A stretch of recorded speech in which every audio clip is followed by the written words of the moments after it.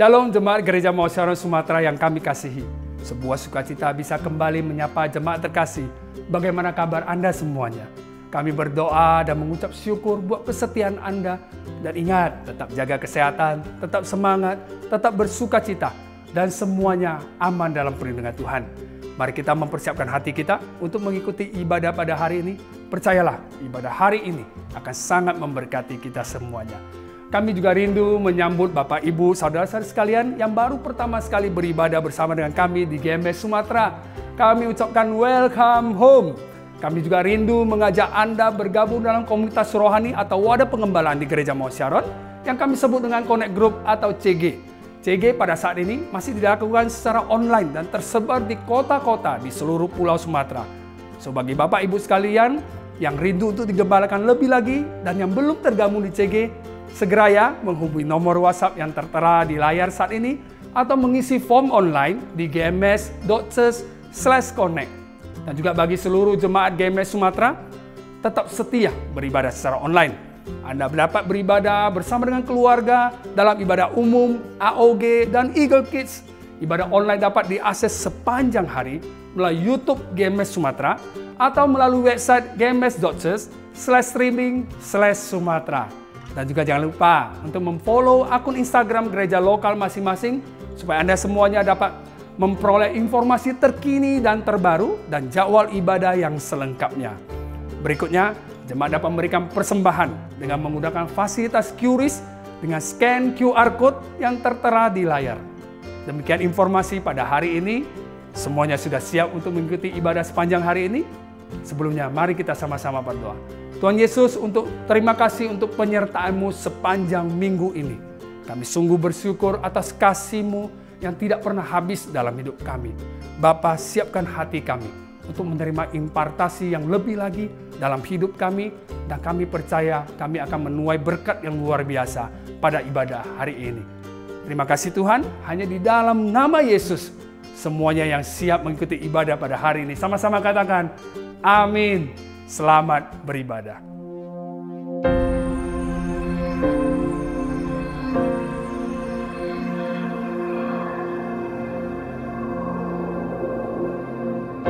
Orang yang suka memuji akan kuat roh doanya. Orang yang berdoa pasti berakhir memuji. Karena Allah bertata di atas pujian. Siapa memuji, Allah mengatasi hidupnya.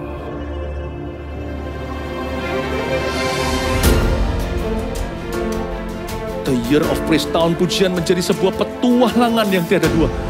Menjadi sebuah pelajaran hidup yang langsung dari Kristus. Menjadi sebuah pengalaman yang indah. Waktu kita memuji Tuhan, seluruh kerajaan itu berdiri di sampingmu. Waktu kita memuji, seluruh kerajaan Allah dan kereta-keretanya yang tidak kelihatan berkuda dan berapi-api itu berada di kanan kiri.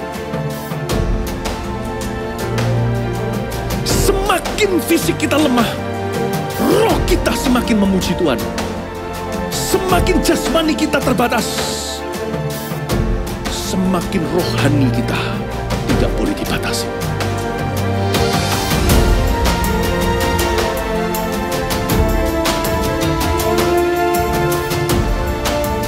Welcome to the Year of Praise and Provision. Mari kita mengizinkan Tuhan merajut rancangan yang belum pernah kita bayangkan.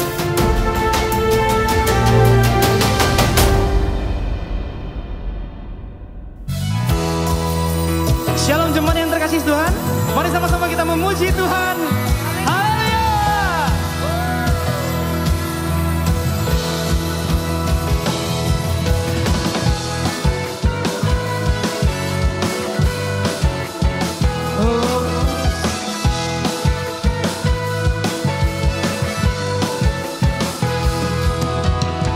Masuk gerbangnya dengan pujian,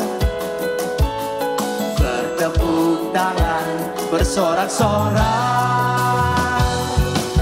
Mari bersama melompat, luapkan ekspresimu, sebab ada kuasa dalam pujian.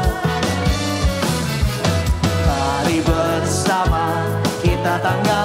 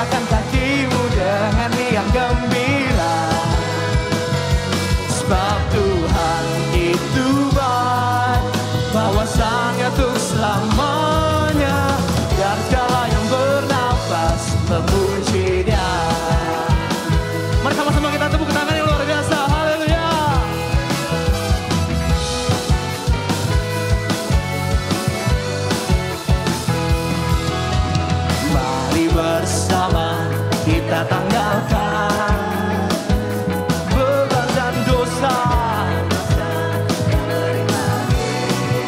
dan mengapi-apikan diri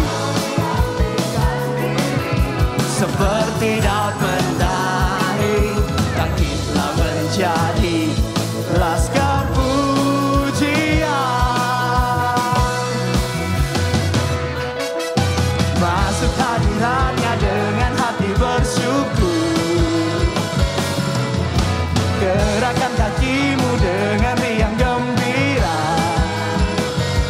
sebab Tuhan itu baik, bahwasanya untuk selamanya, biar segala yang bernafas memuji Dia. Haleluya.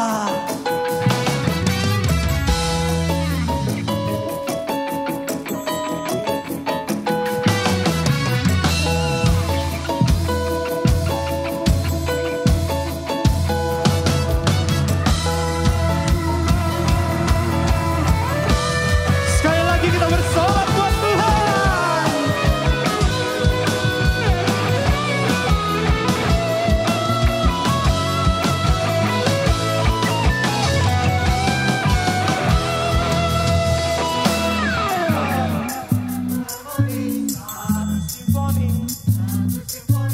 Kita bernyanyi, memuji Dia, bersuka cita, bertepuk tangan, mari bersama, kita melompat, satu harmoni, satu simfoni, kita bernyanyi, memuji Dia, bersuka cita, bertepuk tangan, mari bersama, kita melompat. Yes!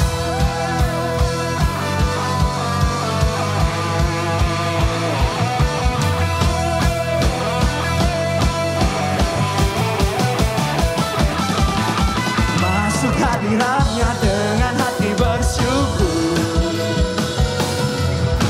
gerakan kakimu dengan riang gembira, sebab Tuhan itu baik, bahwasanya untuk selamanya, biar segala yang bernafas, biar segala yang bernafas, biar segala yang bernafas memuji Dia.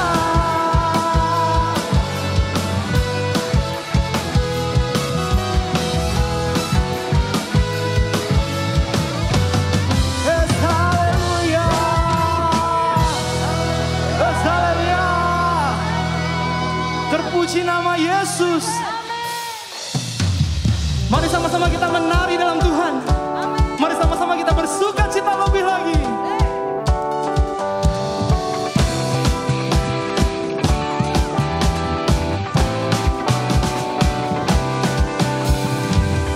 Memuji nama-Mu, ku bermazmur bagimu, kota benteng yang teguh, Allah kekal. Firman-Mu ya dan amin,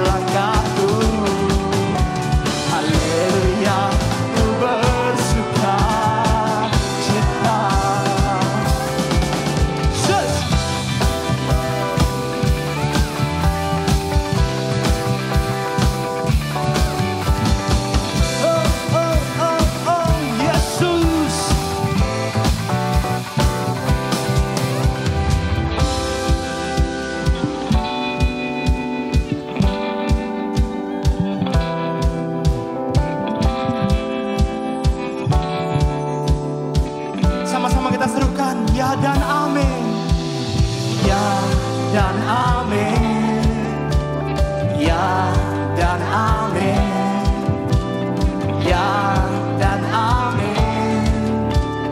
Ya dan amin. Ya dan amin. Ya dan amin. Ya dan amin. Ya dan amin. Firman-Mu,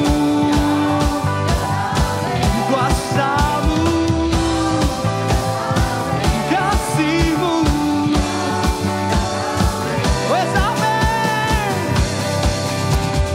Haleluya, haleluya, ku bersuka di dalam-Mu. Haleluya, haleluya, menari dalam-Mu. Sebab darah-Mu dan tongkat-Mu menuntun langkahku. Haleluya, ku bersuka cita.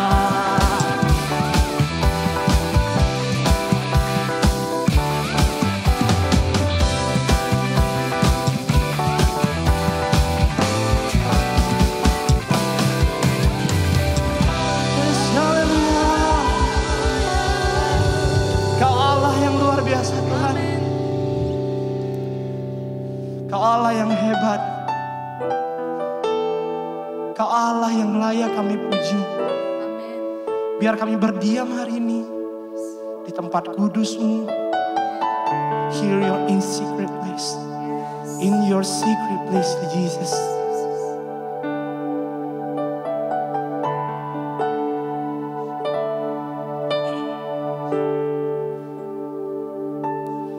There is no better moment that within His presence seek His face and listen to His voice. I want to walk away from the clamor of the world, dwell in His house all the days of my life. I want to see Jesus face to face. I want to run deep into the secret place. Here in His presence, I want to see Jesus face to face. Worshiping His holiness till less of me and more of Him. Sama-sama kita nyanyikan lagu Secret Place ini.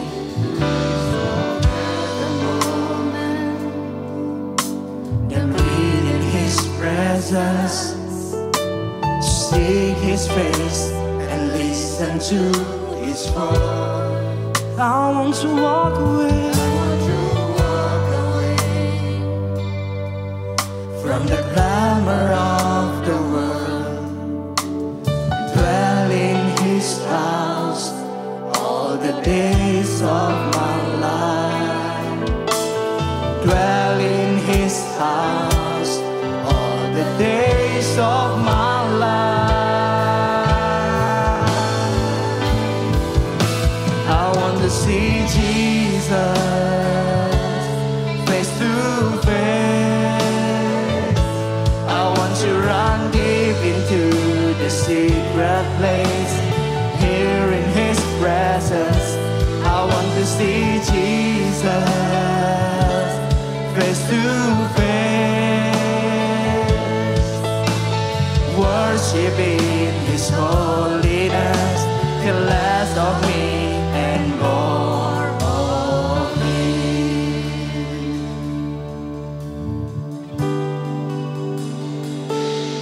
In this quiet place,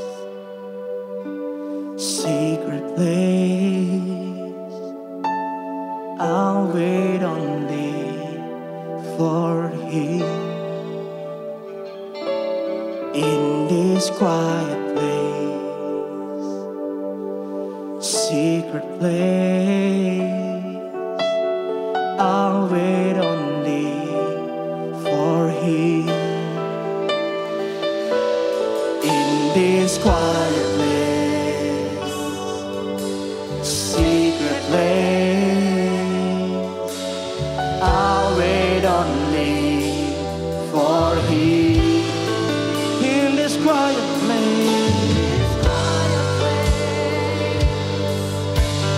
secret place, I'll wait only for Him.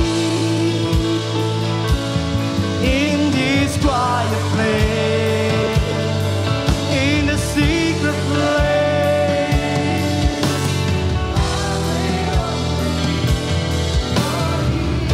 oh Jesus, in this quiet place, oh in the secret place, I'll wait only for Him.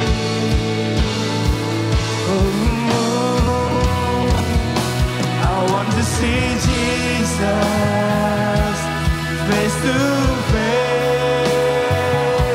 I want to run deep into the secret place, here in His presence. I want to see Jesus face to face,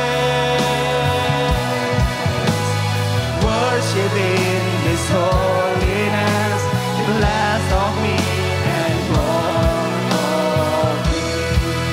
I want to see Jesus face to face. I want to run deep into the secret place, here in His presence.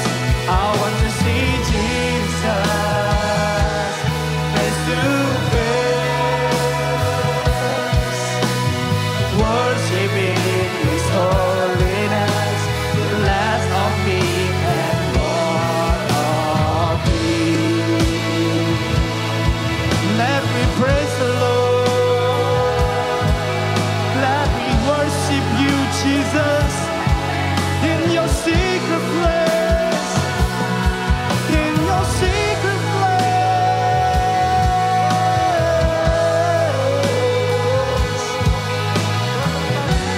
Haleluya. Lebih lagi kita memuji Tuhan, lebih lagi kita menyembah Tuhan, lebih lagi kita naikkan suara kita untuk menyembah-Nya. In a secret place, I worship You, I worship You.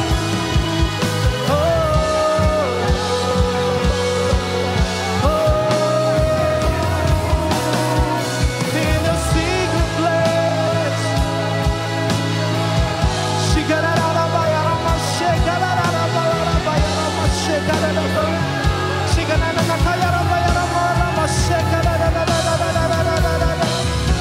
oh hallelujah, hallelujah,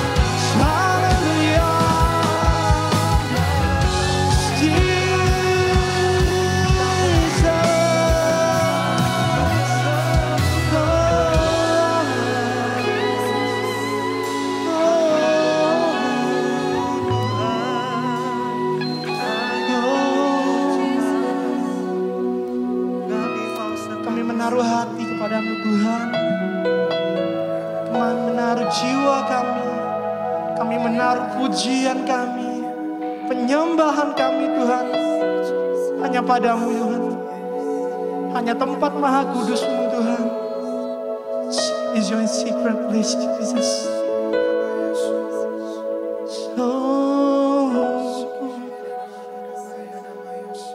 I will praise You, Lord. Oh, Jesus, I love You. Jesus, I love You. Oh.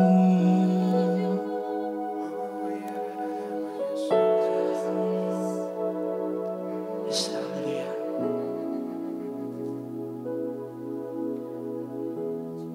Thanks for your stubborn love for me.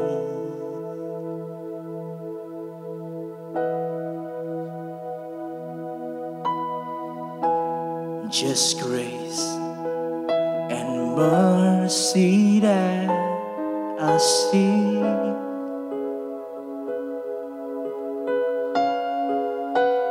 From my heart comes a simple song. With desire I will sing.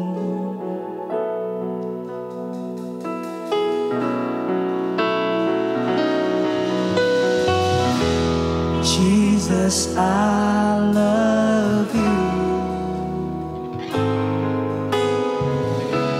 Jesus, I love you.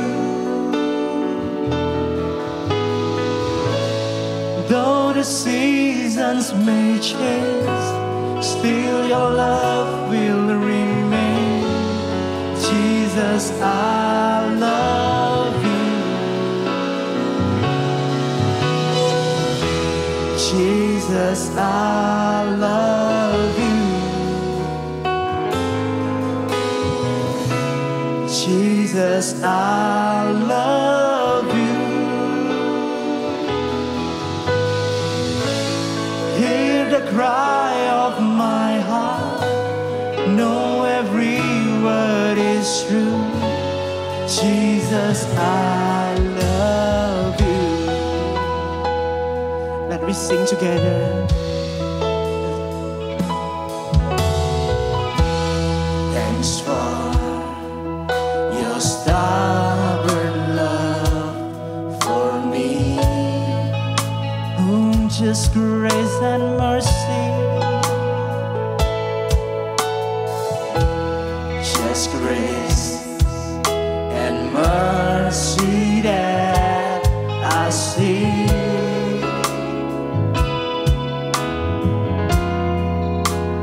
From my heart comes a simple song. With desire I will sing.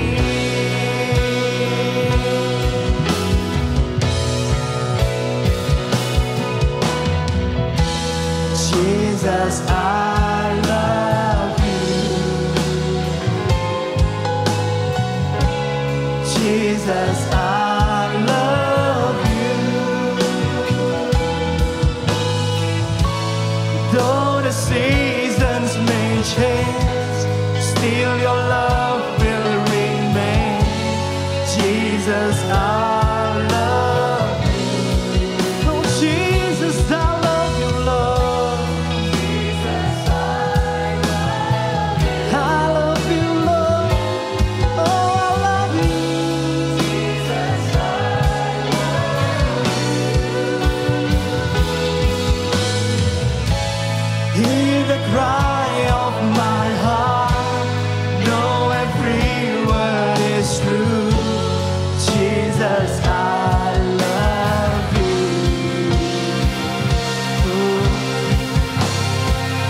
Oh, Jesus, I love you. Jesus, I love you. Oh, I love you, Lord. Jesus, I love you. Though the seasons may change, still your love will remain. Jesus, I love you. Oh, Jesus, I love you. Oh, Jesus, I love you. Jesus, I love you. Hear the cry of my heart. Know every word is true. Jesus, I love you. Jesus, I love you. Jesus, I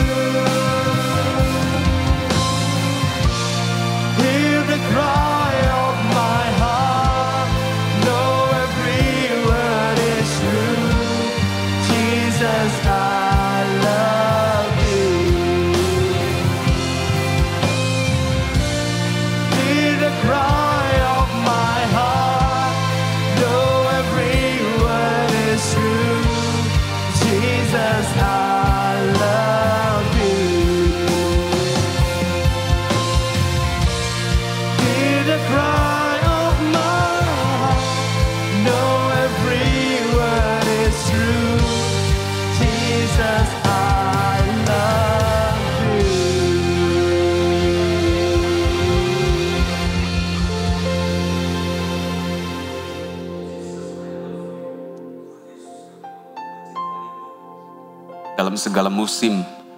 Kami berkata kami mencintai-Mu di saat kelimpahan. Kami juga tetap mencintai-Mu di saat kesukaran terjadi. Di masa pandemi yang terjadi saat ini, kami tetap mau belajar mengucap syukur Tuhan. Terimalah penyembahan dari kami, gereja-Mu, jemaat di rumah-rumah beribadah bersama-sama secara online. Kami menaikkan pujian syukur kepada Tuhan. Gereja Mawar Sharon mencintai-Mu Tuhan. Jesus, I love you. Terimalah persembahan, biarlah berbaru harum di hadapan Tuhan. Terima kasih Bapa untuk pemeliharaan sampai saat ini. Kalau Engkau izinkan kami masih bernafas, berarti Tuhan masih terus mengerjakan kehendak Tuhan dalam hidup kami.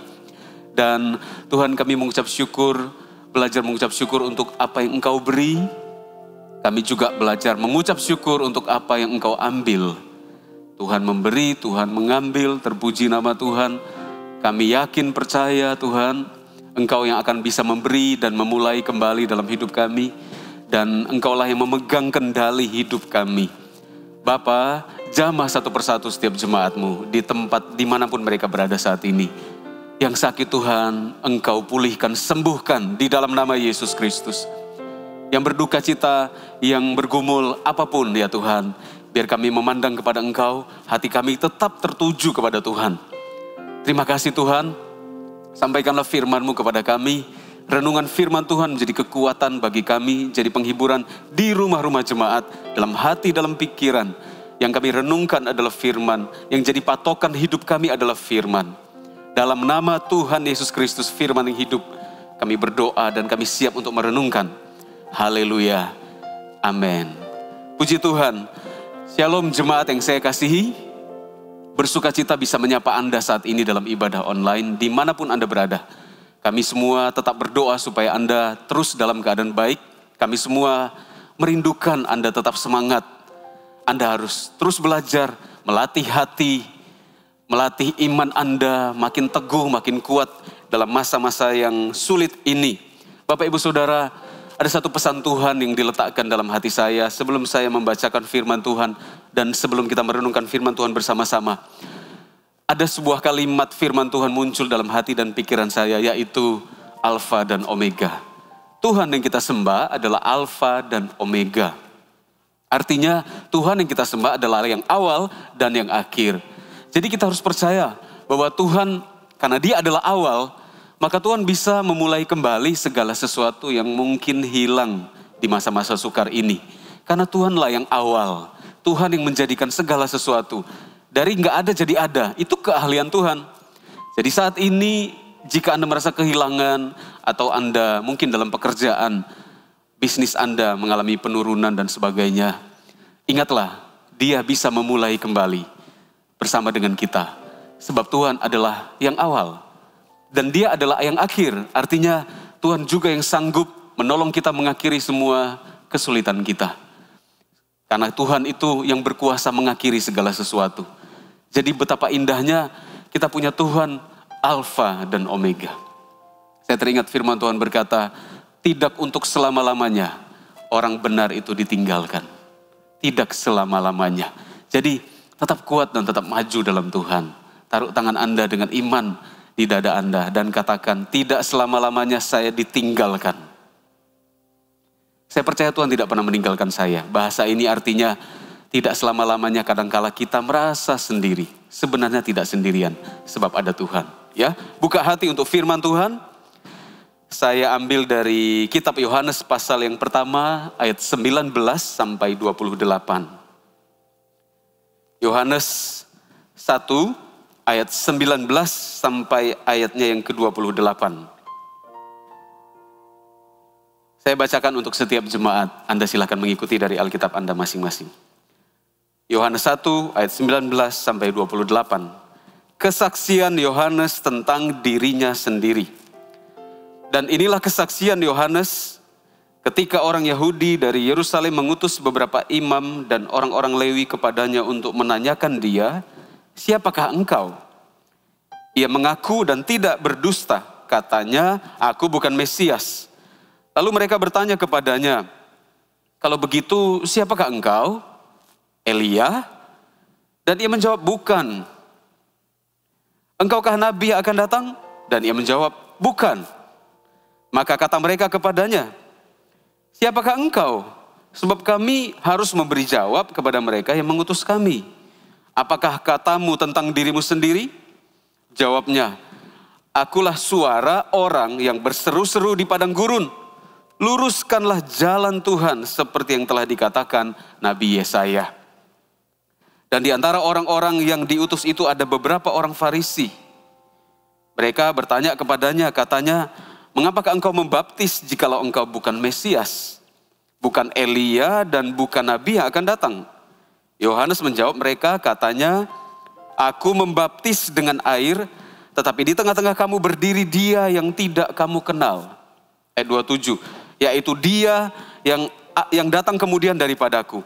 Membuka tali kasutnya pun aku tidak layak. Hal ini terjadi di Betania yang di seberang sungai Yordan, di mana Yohanes membaptis. Dari perikop ini saya memberi judul khotbah saya yang sederhana, simple, sederhana hari ini supaya mudah dimengerti.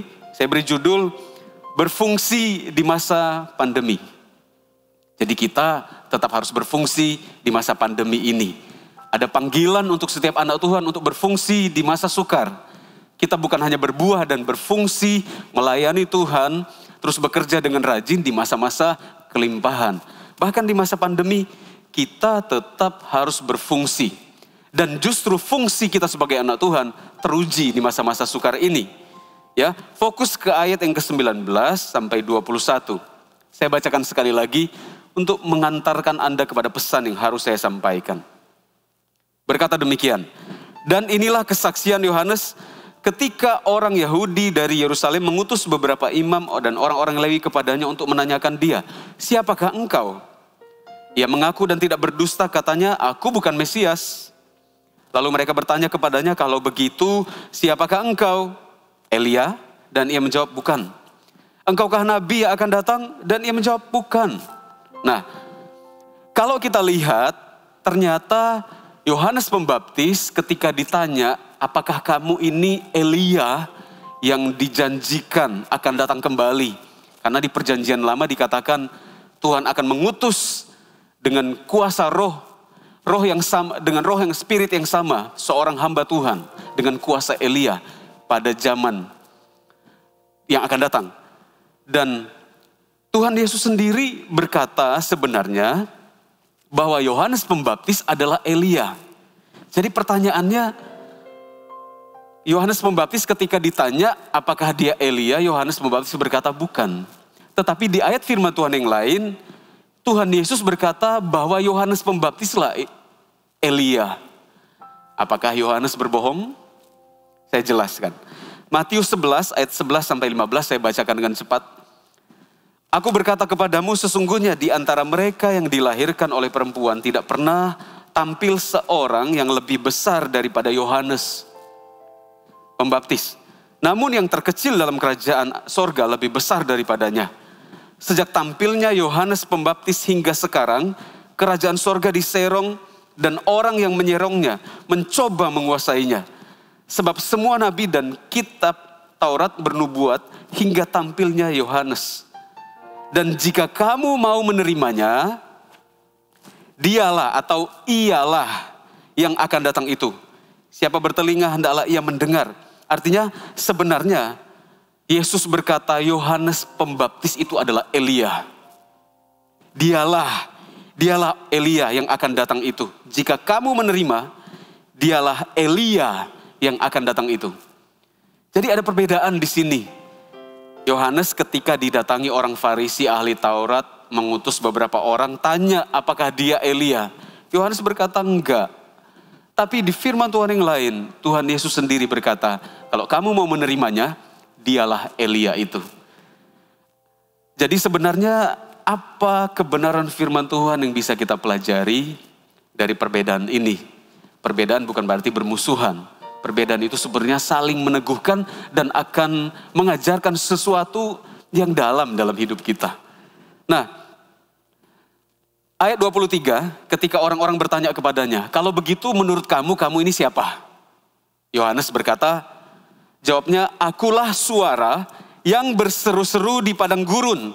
Luruskanlah jalan Tuhan seperti yang telah dikatakan Nabi Yesaya. Aku adalah orang yang mengerjakan panggilan. Aku adalah orang yang membaptis. Maksudnya begitu. Aku adalah orang yang menegur orang-orang berdosa. Yohanes Pembaptis adalah orang yang menegur orang-orang, bahkan tentara-tentara, prajurit-prajurit pada zaman itu yang terkenal bengis. Yohanes Pembaptis berdiri dan tegur mereka. Kalian gak boleh merampas harta orang lain. Itu mempertaruhkan nyawa. Jadi Yohanes Pembaptis berkata, saya bukan Elia yang akan datang itu. Tapi saya adalah orang yang berseru-seru di padang gurun. Luruskanlah jalan bagi Tuhan. Dan sebenarnya memang itulah tugasnya Elia. Roh Elia yang akan datang kembali. Jadi kita bisa memetik kebenaran apa? Saya jelaskan begini. Bagi Yohanes yang penting itu bukan nama. Bagi Yohanes yang terpenting adalah berbuah. Biarkan nama Elia itu disandang oleh Yohanes. Biarkan Tuhan Yesus sendiri yang beritahu tentang kita. Bukan kita yang ngaku-ngaku kita Elia.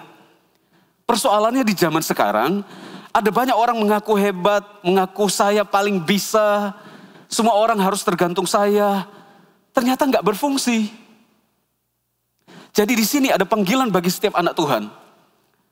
Jangan pernah mengaku kita anak Bapa, sementara kita tidak pernah memuliakan Bapa. Orang Farisi terjebak di dalam jebakan ini. Orang Farisi itu suka sekali memperkenalkan kedudukannya, suka sekali membanggakan jasanya, suka sekali membanggakan namanya. Orang Farisi itu sombong sekali. Mereka berkata, kami ini keturunan Abraham. Lalu Yesus tegur mereka, kalau memang kamu keturunan Abraham, kamu pasti mengasihi aku. Sebab aku berasal dari Abraham. Aku memberitakan Abraham maksudnya. Jadi jangan sampai kita ini terpaku kepada kedudukan kita. Di masa-masa pandemi ini, banyak orang tambah hancur karena terlalu terpaku kepada posisi, kedudukannya, terpaku kepada egonya. Ya, Yohanes Pembaptis berkata, aku ini harus makin kecil. Dia nggak fokus sama kedudukannya. Dia nggak fokus sama apakah kata Tuhan dia adalah Elia. Kita ini mau nabi, rasul, pemimpin, raja, terserah. Pada ujungnya nanti setelah Tuhan menerima kita dan kita kembali ke Tuhan, Tuhan akan berkata, satu gelar kita. Masuklah hai hambaku yang baik dan setia. Waktu kita ada di bumi ini, kita raja, kita rasul, kita pemimpin perusahaan, kita adalah orang hebat, kita dinamai dengan semua gelar. Pada ujungnya setelah kita kembali, kita hanyalah hamba yang melakukan tugas kita. Bahkan ada ayat berkata, kami hanyalah hamba-hamba yang tak berguna. Yang memang harus melakukan apa yang harus kami lakukan. Saya nggak mengatakan ini dari sisi kita ini minder, bukan. Tapi ada banyak orang di masa pandemi ini tambah hancur karena mempertahankan posisi. Ributnya tuh karena posisi. Jadi lebih baik adalah fungsi daripada posisi. Yohanes menyebut dirinya bukan Elia. Artinya Yohanes berkata nggak apa-apa. Orang mau berkata saya Elia, orang mau berkata Tuhan Yesus mau katakan saya ini hamba Tuhan yang akan datang itu yang dinubuatkan di perjanjian lama, terserah Tuhan. Kan semua julukan dan kasih karunia itu pemberian Tuhan, terserah Tuhan. Tapi selama saya ada di bumi ini, saya adalah orang yang berseru-seru di padang gurun. Artinya, terserah gelar saya apa, tapi saya berfungsi ketika saya hidup di bumi ini. Buat apa dapat gelar banyak, tapi gak ada fungsinya sama sekali. Buat apa duduk dalam sebuah posisi, tapi nggak ada buahnya sama sekali. Itu namanya tong kosong berbunyi nyaring. Yohanes menyebut dirinya bukan Elia. Biarkan Yesus yang sebut dia Elia, tapi bukan dirinya. Biarkan kita tidak memuji-muji diri kita, tapi biarkan kita berfungsi dengan panggilan kita. Karena banyak orang bertengkar karena posisi. Sementara mereka bertengkar, mereka nggak berfungsi. Anak-anak Tuhan dimanapun Anda berada, Gereja Mawar Syaron, Bapak Ibu Saudara, tua muda yang saya kasihi, mari berfungsi di masa pandemi. Bukan bertengkar soal posisi. Jangan berkata, harusnya kamu dong yang bekerja. Saya ini sudah capek bekerja, harusnya kamu. Kamu kan posisinya begini. Lalu nunjuk orang lain. Lalu orang lain tunjuk kita, harusnya kamu yang berfungsi. Di masa sukar ini harusnya kamu yang menghidupi keluarga. Terjadi perang karena berbicara soal posisi bukan soal fungsi. Yohanes berkata, ia adalah seorang yang berseru-seru di padang gurun. Artinya, tidak masalah orang sebut saya apa. Orang berkata, kamu Elia? Bukan, saya Yohanes Pembaptis. Entahkah saya dipakai Tuhan seperti Elia? Terserah Tuhan, yang penting saya berfungsi. Saya membaptis, saya mengajak orang bertobat, saya mengajak satu bangsa Israel untuk dibaptis. Intinya saya mengisi hidup saya dengan fungsi yang baik. Bukan ribut setiap hari soal posisi. Wow, saya adalah orang yang ditegur Tuhan pertama kali waktu renungkan firman Tuhan ini. Dan saya diajak Tuhan untuk menyampaikan firman. Agar supaya di masa pandemi ini kita justru berbuah-buah lebat untuk Tuhan. Ya, biarlah Tuhan yang beri gelar, bukan kita yang cari-cari. Karena bangsa Israel, ahli-ahli Taurat, pemimpin-pemimpin Yahudi berkata, Yesus, kenapa engkau menghakimi kami? Kami ini keturunan Abraham. Lalu Tuhan Yesus berkata sebuah kalimat yang sangat menusuk, sangat menemplak. Yesus berkata, Tuhan bisa menjadikan anak-anak Abraham dari batu. Daripada kalian ngaku-ngaku anak Abraham, gak berfungsi sebagai anak Abraham, Tuhan itu bisa ciptakan anak Abraham dari batu. Tuhan bisa jadikan manusia dari batu. Itu tidak ada lagi kata-kata yang lebih keras daripada itu bagi orang-orang yang selalu cari posisi. Di masa sukar ini, jangan pertahankan posisi. Ya, nanti saya jelaskan. Ada orang-orang yang udah gak bisa makan. Makan pun sulit, sukar. Tapi nggak mau kerja, kenapa? Saya ini kan bos, saya ini terkenal. Buat apa saya jualan makanan? Nanti apa kata orang? Orang ini kan mati karena mempertahankan posisi. Nggak rendah hati untuk belajar, berjuang sekalipun kecil. Di masa pandemi ini lebih baik berfungsi daripada ribut soal posisi. Kejatuhan orang Farisi itu benar-benar diulang-ulang dalam posisi yang sama sih, dalam penjelasan yang sama. Mereka ribut soal nama besar mereka. Mereka berkata kami adalah orang-orang yang menguasai hukum Taurat. Lalu firman Tuhan datang. Firman Tuhan berkata, lebih baik orang yang gak pernah dengar hukum Taurat, tapi dengan hati nurani hidup benar, orang itu disebut Yahudi daripada orang Yahudi yang punya hukum Taurat, tapi gak melakukan hukum Taurat. Jadi kita juga harus batasi, jangan sampai kita berkata, saya ini bangga sekali jadi orang Kristen. Saya orang Kristen, saya telah ditebus Tuhan. Kita mengatakannya di sisi lain benar, kita harus bangga jadi orang Kristen, bangga jadi anak Tuhan. Tapi di rumahnya nggak pernah tuh menunjukkan bahwa dia adalah benar-benar anak Tuhan Yesus Kristus. Keluarga besarnya dihakimi semua, berkata masuk neraka semuanya. Saya anak Tuhan, kalian semua masuk neraka. Perkataan-perkataan demikian tidak membangun. Sementara orang-orang satu rumah kita, mereka itu nggak pernah kita tolong, tapi kita hakimi. Mereka melihat fungsi kita, bukan posisi kita. Kita benar-benar harus berbuah, lebih daripada semua posisi kita. Tentu kita menghargai posisi, kita harus menghormati yang lebih tua, kita harus menghormati orang tua. Tapi kan kadangkala jadi ribut juga, karena ada orang tua tidak berfungsi sebagai orang tua. Penting untuk kita berbicara struktur, penting untuk kita berbicara mengenai bagaimana posisi kita di sebuah keluarga, di sebuah perusahaan. Tapi hal terpenting berikutnya yang harus kita lakukan adalah bagaimana fungsi struktur itu. Kalau Anda ada di sebuah perusahaan, penting harus jelas struktur sebuah perusahaan. Siapa di atas, siapa kepala cabangnya, siapa marketingnya, harus jelas. Tapi setelah itu, perusahaan itu akan hancur jika yang diurusi selalu posisi, tapi nggak kerja semuanya. Itu namanya bohong. Semoga Anda menangkap pesan dari Tuhan. Anda ada sesuatu yang dibangun dari roh Anda, dan Anda mulai bangkit berdiri dan berkata, oke, saya mengerti. Yang terutama bukan posisi tapi fungsi. Apakah saya hari ini sudah berfungsi sebagaimana posisi saya? Jangan-jangan orang lain lebih berfungsi dibanding saya, padahal mereka di bawah saya. Tuhan itu hakim yang adil dan benar, akan melihat apa yang kita kerjakan, dan akan memberikan upah kepada kita. Oleh karena itu nggak usah sedih. Kalau Anda sudah berfungsi dengan baik, Orang tua sudah mengasihi anak-anak, orang tua sudah memberikan yang terbaik bagi anak-anak, nggak dihormati, nggak apa-apa, yang penting Anda sudah berfungsi. Kasih itu pembelaan akan datang dari Tuhan. Orang Farisi itu benar-benar terjebak dalam kesombongan dan posisi. Ya, Yohanes 9 ayat 34 berkata begini.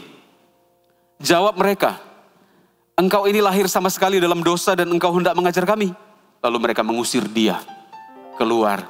Ini adalah perkataan orang Farisi kepada seorang yang buta sejak lahir, yang disembuhkan dengan kuasa Tuhan lewat Rasul, lewat Petrus. Mereka pergi ke bait Allah, lihat orang yang minta-minta di bait Allah. Ternyata dia buta sejak lahir. Lalu dia disembuhkan. Dia berdiri, dia bangkit berdiri, disembuhkan oleh Tuhan. Dan orang-orang datang kepadanya. Orang-orang Farisi datang dan tanya, siapa yang sembuhkan kamu? Lalu dia berkata, Tuhan Yesus Kristus yang sembuhkan saya. Mereka panggil orang tuanya, siapa yang sembuhkan anak Anda? Orang tuanya yang takut berkata, dia sendiri sudah besar, tanya langsung saja sama dia. Karena orang tuanya takut, dikucilkan. Dan orang Farisi datang dan tanya terus. Dan mereka berkata, yang sembuhkan kamu Tuhan, Yesus yang sembuhkan kamu itu gak berasal dari Tuhan. Karena dia gak menghormati hari Sabat, dia gak berasal dari Tuhan. Lalu orang yang disembuhkan berkata, entahkah dia berasal dari Tuhan atau tidak? Yang aku tahu, tidak ada orang berdosa yang bisa menyembuhkan orang.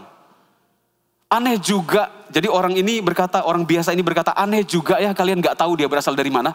Padahal dia telah memelekkan mata saya. Dan tidak pernah terdengar ada orang buta sejak lahir bisa melihat. Saya gak tahu entahkah dia dari Tuhan atau tidak. Yang pasti yang saya tahu, hanya orang benar yang bisa melakukan mujizat. Lalu apa kata orang-orang Farisi? Mereka sombong sekali. Mereka bilang sama orang yang disembuhkan, engkau ini lahir sama sekali dalam dosa. Kamu mau ngajar kami?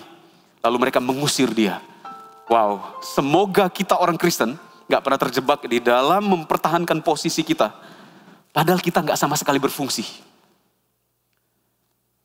Yohanes Pembaptis mengajarkan, makanya Tuhan Yesus menunjuk dia menjadi pembuka jalan bagi Tuhan. Luruskanlah jalan bagi Tuhan. Sebelum Yesus Kristus berperkara dalam hidup kita, dalam hidup anak-anak Tuhan, ada sebuah jalan yang harus diluruskan sebelum dia datang dan melakukan mujizat. Kita ini gak perlu bela posisi kita, tidak perlu ribut dengan posisi kita. Ya tentu kita bertanggung jawab sebagai kepala sebuah perusahaan, Anda tetap posisinya dihormati. Tapi gak usah ribut kalau ada orang menghina Anda. Ributlah kalau Anda gak berfungsi. Harusnya hati dan pikiran itu bergetar kalau kita gak hidup dalam fungsi yang sebenarnya. Semoga Roh Kudus terus berbicara, membongkar sesuatu dalam hati kita. Karena Tuhan itu sayang kita. Tuhan gak mau kita bercacat celah. Tuhan mau kita seperti anak-anak yang cemerlang di hadapan Tuhan. Karena kita ini penuh dengan Roh Kudus. Dituntun oleh Tuhan supaya jadi terang bagi banyak orang. Amin ya. Jadi yang terpenting itu bukan soal jabatan, posisi, kedudukan. Semua bukan fokus kita. Fokus kita adalah fungsi, berbuah. Kita ini dirasakan. Kita ini adalah garam yang dirasakan oleh orang-orang di sekeliling kita. Kita adalah terang yang harus dilihat bersinar. Tidak boleh taruh di bawah gantang, kata firman Tuhan. Buat apa disebut garam kalau gak ada asinnya? Buat apa kita mengaku-ngaku anak Tuhan? Gak pernah jadi berkat. Gak pernah doakan orang yang ada menghakimi. Buat apa? Jadi terimalah pesan ini dimanapun Anda berada. Di rumah masing-masing bersama dengan keluarga. Bahwa yang penting adalah fungsi dan buah Anda. Orang merasakan. Orang melihat Kristus dari cara hidup kita. Yohanes Pembaptis mengajarkan sebuah kebenaran indah sekali. Orang tanya kepadanya, kamu Elia itu ya? Dia berkata, enggak. Kamu Nabi akan datang? Enggak. Elia seolah berkata, Yohanes Pembaptis seolah-olah berkata, enggak peduli. Gelar itu, saya ini disebut apapun, enggak penting. Yang penting adalah saya bekerja melayani Tuhan. Ya, jadi jangan sampai kita bertengkar hanya karena ngomong sama orang lain. Kamu gak tahu siapa saya. Jangan sampai seorang ayah berkata, anakku, kamu gak tahu saya ini siapa. Jangan-jangan anaknya berkata, memang gak tahu. Papa gak ada selama ini. Waktu saya membutuhkan, memang gak ada. Saya gak tahu kalau Anda papa saya. Jangan sampai, hari ini saya gak melembutkan pesan saya. Karena saya butuh mengokohkan kekristenan. Mengokohkan panggilan kita sebagai orang yang penuh dengan roh Allah dalam hidup kita. Kita harus jadi orang-orang yang berfungsi dan benar-benar dikenal. Anak-anak tentu jangan kurang ajar. Lalu lihat papa mamanya, ini tadi perumpamaan ya. Jangan sampai ketemu papa mamanya seperti Pastor Maxi berkata, saya nggak kenal kamu karena nggak berfungsi. Semua papa-papa pasti marah ke saya nanti ya. Maksudnya pesan ini adalah untuk kita semua, kita merenungkan dan kita berpikir sebenarnya apakah kita benar-benar sudah berfungsi bagi keluarga dalam posisi yang Tuhan berikan kepada saya, apakah sudah saya kerjakan dengan sangat baik? Tentu nggak ada yang sempurna ya. Pemimpin saya juga sebagai hamba Tuhan. Saya juga bertanya-tanya apakah fungsi saya sebagai hamba Tuhan telah benar-benar dirasakan oleh jemaat. Apakah fungsi saya tidak kelihatan? Saya ngaku-ngaku saja sebagai gembala regional. Tapi tidak terasa penggembalaannya. Tidak pernah menyampaikan sesuatu yang membangun. Apakah kita sudah berfungsi di masa pandemi ini? Cara terbaik menghormati posisi kita adalah berfungsi. Cara terbaik mengucap syukur kepada Tuhan dengan posisi kita yang Tuhan berikan adalah berfungsi benar-benar di dalam posisi tersebut. Cara menghargai pemberian Tuhan adalah mengerjakan berfungsi dengan baik dengan semua yang Tuhan berikan. Poin yang pertama yang bisa melatih kita untuk kita berfungsi adalah jangan pernah hidup dalam kesombongan. Anda bisa catat ya. Jangan pernah hidup di dalam bukan kesombongan, dalam kebohongan maksud saya. Karena firman Tuhan tadi berkata di ayat yang ke-20, ia mengaku dan tidak berdusta. Ia mengaku dan tidak berdusta, katanya, aku bukan Mesias. Garis bawahi di sini, ia mengaku dan tidak berdusta. Supaya kita berfungsi di masa pandemik ini, maka kita ini jangan hidup dalam kebohongan. Sebenarnya sudah nggak punya pemasukan sih. Tapi supaya nggak direndahkan orang, bohong kalau uangnya masih banyak. Ciri-ciri orang bohong adalah pemasukannya kecil, pengeluarannya besar. Itu kebohongan. Ciri-ciri kebohongan adalah nggak punya apa-apa, tapi tampilan luarnya itu selalu berusaha kelihatan semua yang dipakai itu mahal. Itu kebohongan. Di masa sukar ini, belajarlah untuk gak usah bohong. Apalagi di Instagram. Mobil supercarnya orang lain kita foto. Backgroundnya mobil mewah orang. Itu kebohongan. Kalau memang kita harus jual mobilnya, ganti sepeda motor supaya dapat uang modal untuk usaha, itu kejujuran. Sekalipun dulu kita adalah dalam posisi yang sangat tinggi di sebuah perusahaan, tetapi kemudian kita dirumahkan, tapi kita nggak mau jujur sama orang. Maksudnya adalah lebih baik kita mengusahakan pekerjaan kecil daripada kita terus angan-angan tetap mau posisi yang dulu walaupun kita hari ini sudah dipecat. Saya nggak menghakimi ya, bagi Anda yang dirumahkan, terpujilah nama Tuhan. Dalam segala keadaan terpujilah nama Tuhan. Tapi yang penting sekarang itu bukan lagi bermimpi. Atau bermimpi lalu gak kerja apa-apa. Lalu terus pingin sekali posisi yang dulu. Pingin sekali posisi yang dulu. Padahal hari ini apa yang ada di depannya yang bisa dikerjakan itu menanti untuk dikerjakan. Tapi dia gak mau kerjakan karena dia menganggap itu kecil. Dia menganggap yang lain yang lebih besar. Itu yang pantas dia kerjakan. Kalau memang harus jual handphone mahal. Beli handphone lebih murah. Ganti second demi ada uang beberapa mungkin gak banyak demi untuk bisa bertahan, gak apa-apa kan gak masuk neraka ya kalau handphone murah. Jangan hidup dalam dusta. Untuk berbuah di masa pandemi harus jujur. Yohanes Pembaptis berkata, dan dia jujur, aku bukan Mesias. Kalau orang berkata aku Mesias, wow keren ya. Semua orang menganggap saya Tuhan. Nanti saya bisa pergunakan pujian-pujian ini untuk meminta harta dari mereka. Yohanes Pembaptis bisa saja menggunakan pujian-pujian itu. Tapi ternyata enggak. Yohanes Pembaptis itu jujur. Hidup kita hari ini juga harus jujur. Ya, kalau memang harus naik mobil kecil, jual mobil mewahnya, ya nggak apa-apa, demi dapat uang untuk usaha. Atau buka jualan apalah. Tuhan, Roh Kudus pasti memberikan pengertian kepada Anda. Anda lebih mahir di dalam buka usaha ini, usaha itu. Saya sebagai hamba Tuhan mengajarkan nilai kepada Anda. Ya, kalau memang harus naik sepeda saja daripada sepeda motor, walaupun sekarang ada sepeda lebih mahal dari sepeda motor, maksudnya sepeda motor yang lebih murah, sepeda yang lebih murah mungkin. Anda harus sepeda motor yang mahal Anda jual, Anda pakai sepeda saja lebih sehat. Demi dari rumah ke tempat usaha, demi ada uang lebih untuk bertahan beberapa minggu atau bayar sesuatu, ya nggak apa-apa, jujurlah. Tuhan lebih sayang sama orang jujur.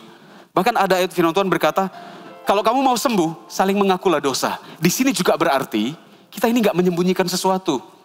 Dalam pelayanan di gereja atau dalam connect group, di penggembalaan, jujurlah. Ya, jangan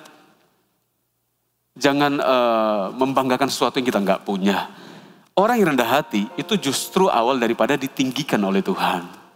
Ini adalah hikmat sorgawi di masa pandemi. Supaya kita belajar bertahan. Bukan hanya bertahan, hari ini memang bertahan, besok nanti akan maju. Berikut-berikutnya akan tambah naik. Karena Tuhan lihat kualitas hati. Kita bukan orang yang pertahankan posisi.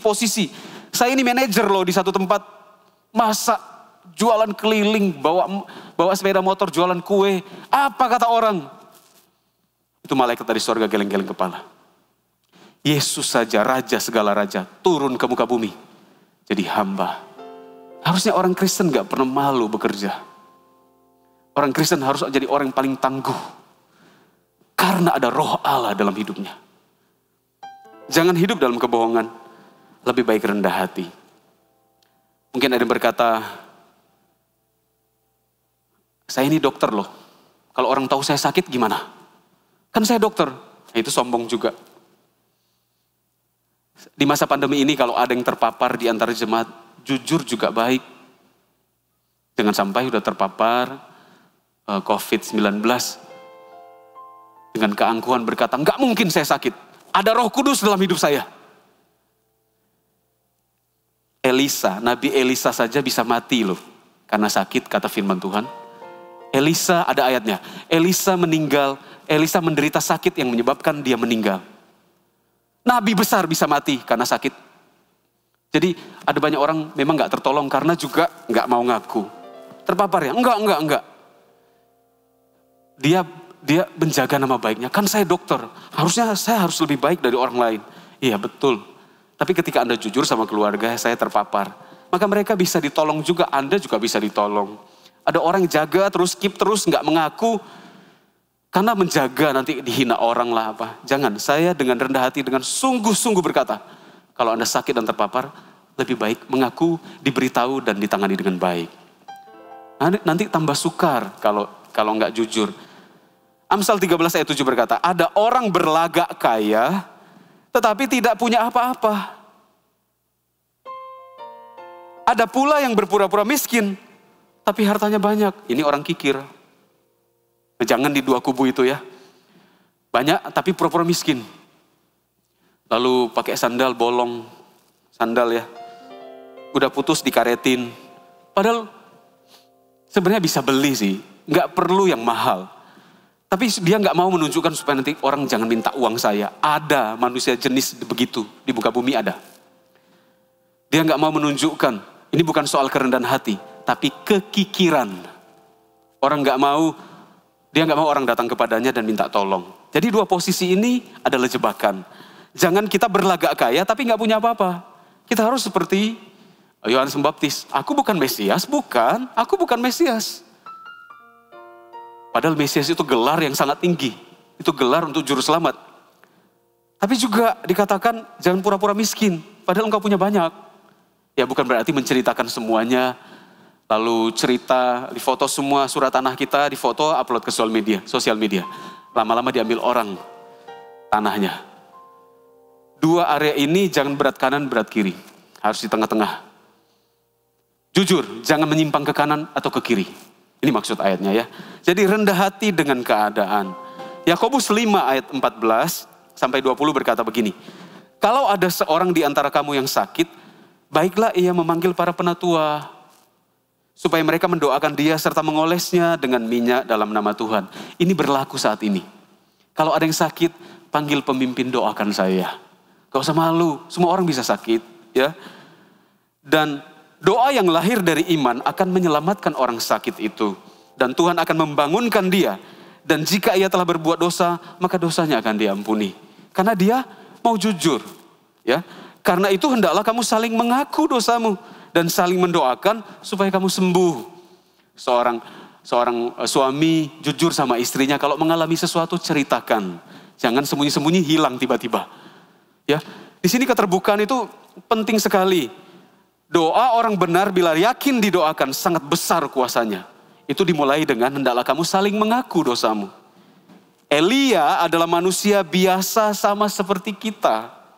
Dan ia telah bersungguh-sungguh berdoa supaya hujan jangan turun, dan hujan pun tidak turun di muka bumi selama 3 tahun dan 6 bulan. Lalu ia berdoa pula dan langit menurunkan hujan dan bumi pun mengeluarkan buahnya. Saudara-saudaraku, jika ada di antara kamu yang menyimpang dari kebenaran dan ada orang yang membuat dia berbalik, ketahuilah bahwa barang siapa membuat orang berdosa berbalik dari jalannya yang sesat, ia akan menyelamatkan jiwa orang itu dari maut dan menutupi banyak dosa. Penyakit yang lebih besar dari penyakit adalah ketidakjujuran bahwa dia sakit. Awal dari kesembuhan adalah pengakuan. Coba Anda ke dokter. Dokter pasti tanya sebelum ngasih obat, gejalanya apa? Rasa meriang enggak Pak?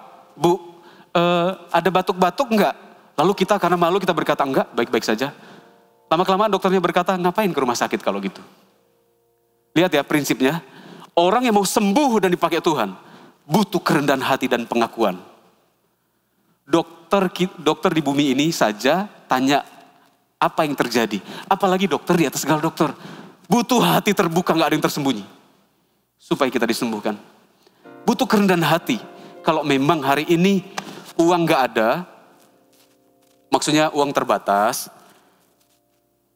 ya ngaku saja sama orang. Mungkin ada saudara tanya gimana keuangannya. Jangan berkata, baik-baik saja, jangan tanya. Saya ini pokoknya dipelihara Tuhan. Ya betul, itu iman yang baik di sisi lain. Tapi padahal kalau kita berusaha untuk menunjukkan berfoya-foya, padahal ngutang. Ya, usahakan untuk tetap berbuah, berfungsi di masa pandemi dengan cara jujur. Jangan hidup di dalam kebohongan. Biarkan firman ini menyembuhkan hatimu ya, meneguhkan, menguatkan, menghibur. Oh gitu ya. Sekalipun saya sekarang kerjaannya kelihatan sederhana, ternyata berkenan ya. Nah, begitu. Itu pengakuan Tuhan. Tuhan akan mengakui Anda maksudnya. Tuhan akan memberkati Anda ketika Anda belajar untuk setia dengan perkara kecil. Nanti Tuhan berikan perkara besar. Yang kedua, teruslah menabur. Di masa pandemi ini supaya berfungsi adalah teruslah menabur. Sebab firman Tuhan berkata dalam pembacaan kita tadi, dikatakan di ayat yang ke-22, maka kata mereka kepadanya, siapakah engkau? Sebab kami harus memberi jawab kepada mereka yang mengutus kami, apakah katamu tentang dirimu sendiri? Ayat 23, jawabnya, akulah suara yang berseru-seru di padang gurun, luruskanlah jalan Tuhan, seperti yang telah dikatakan Nabi Yesaya. Dan di antara orang-orang yang diutus itu ada beberapa orang Farisi. Mereka bertanya kepadanya, katanya, kalau begitu mengapa engkau membaptis? Jikalau engkau bukan Mesias, bukan Elia, bukan Nabi yang akan datang.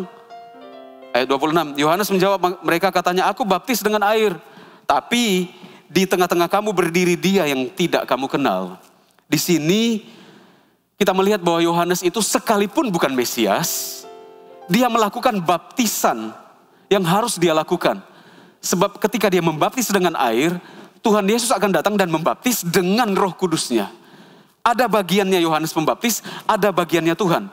Hari ini jangan kita terjebak dan berkata, Tuhan mana bagian Tuhan? Lakukan dong sesuatu. Tuhan ayolah lakukan mujizat. Tuhan di sisi yang lain menanti kita melakukan sesuatu. Kamu membaptis dengan air, nanti aku baptis dengan Roh Kudus. Ini apa yang dilakukan Yohanes Pembaptis. Dalam konteks pekerjaan kita, apa yang bisa kita kerjakan, nanti dilipat gandakan Tuhan. Teruslah menabur. Apa yang bisa kita tabur? Tetap jaga hubungan.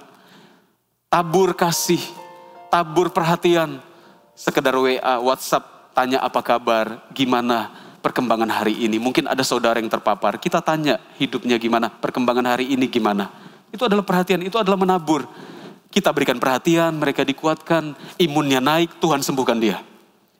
Kita baptis dengan air, nanti Tuhan akan baptis dengan Roh Kudusnya.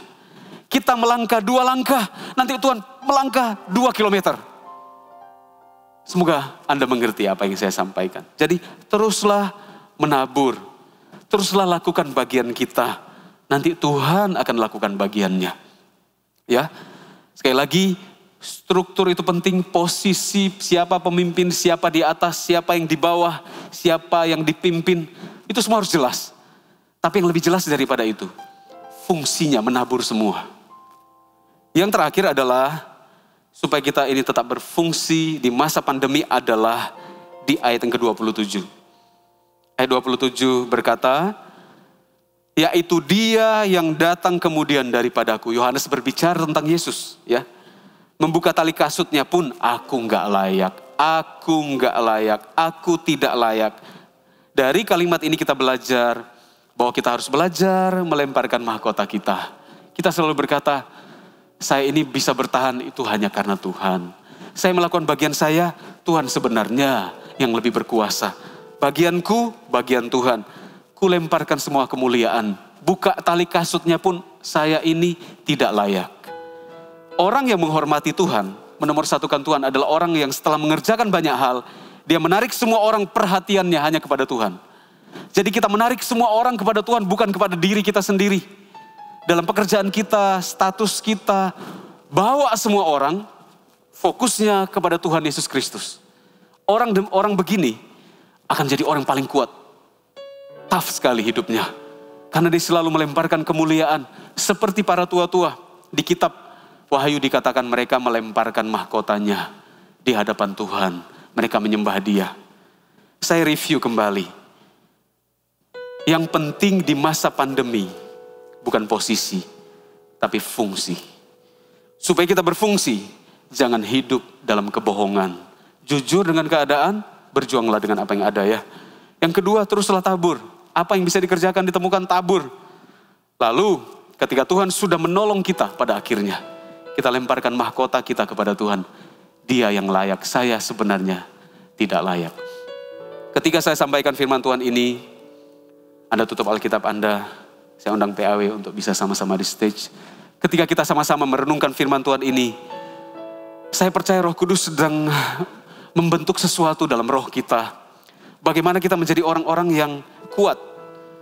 Sebab ada banyak orang yang tambah terpuruk karena berusaha pegang posisinya. Berusaha gak mau rendah hati dengan keadaan tapi tetap mempertahankan posisinya padahal gak sanggup. Hari ini butuh kerendahan hati. Dan mengerjakan apa yang ada di tangan kita. Yang dipercayakan oleh Tuhan. Supaya kita bangkit kembali bersama dengan Tuhan. Firman Tuhan ini kiranya menyembuhkan. Mungkin bagi beberapa orang firman Tuhan ini menegur. Tapi gak apa-apa. Kalau kita ditegur berarti Tuhan sayang. Kita berarti diakui anak oleh Bapa. Sebab kata firman Tuhan, Bapa mana yang gak tegur anaknya kalau salah. Apalagi Bapa yang benar, Bapa di sorga. Hari ini, kalau ada orang menghina Anda, kalau ada orang menyepelekan Anda, tidak usah balas. Penghargaan itu selalu datangnya dari Tuhan. Orang yang rendah hati seperti Yohanes Pembaptis, justru dari Yesus, Tuhan tercinta. Pengakuan itu datang. Tuhan Yesus berkata, dialah Elia. Biarkan Tuhan berkata, dialah anakku yang kukasihi. Dialah pemimpin yang kuurapi. Dia adalah orang yang luar biasa. Biarkan itu datangnya dari Tuhan. Kita nggak usah fokus ke sana. Pengakuan datang dari Tuhan. Tapi selama kita ada di bumi ini, di masa sukar ini, kita tetap berfungsi. Tuhan kiranya menguatkan rohmu. Sama-sama kita dalam sikap berdoa. Kita masuk menyembah Tuhan dalam hadirat-Nya. Bapak, terima kasih buat firman-Mu. Terima kasih buat anugerah-Mu. Hari ini Engkau berkenan berbicara dalam hati, dalam pikiran. Suara-Mu Tuhan melalui perenungan ini berbicara masuk ke dalam setiap relung hati ya Tuhan. Jangan sampai kami sibuk soal posisi. Lebih baik kami sibuk soal fungsi. Makasih Tuhan, Engkau baik Tuhan. Mari luruskan hati pikiran kami. Kami sekeluarga bergandengan tangan berserah kepada Tuhan. Kami mau jujur dengan keadaan kami Tuhan, tidak ada kebohongan. Memang beginilah keadaan kami. Yang kami miliki hanyalah 5 roti 2 ikan ya Tuhan, sedikit sekali.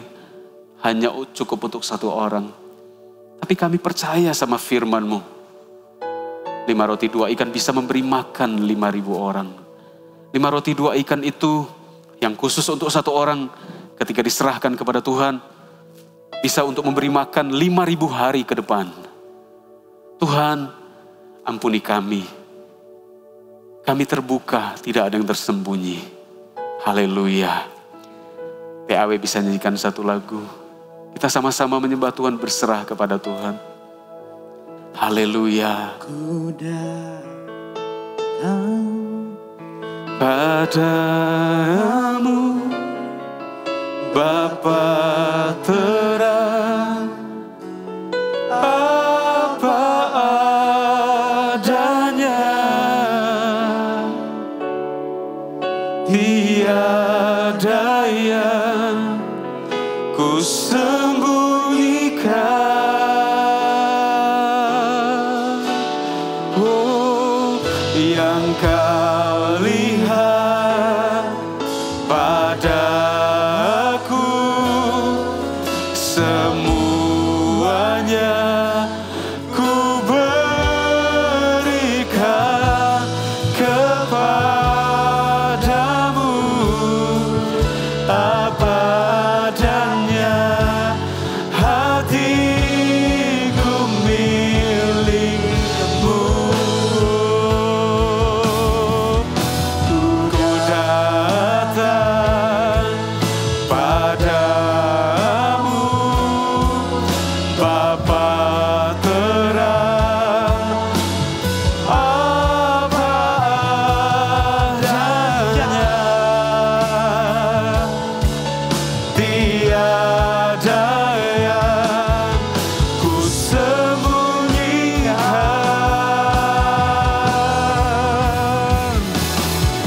Yang kau lihat padaku, semuanya ku berikan kepadamu, apa adanya, hatiku milikmu. Ku datang padamu, Bapa terang, apa adanya, Tiada yang ku sembunyikan.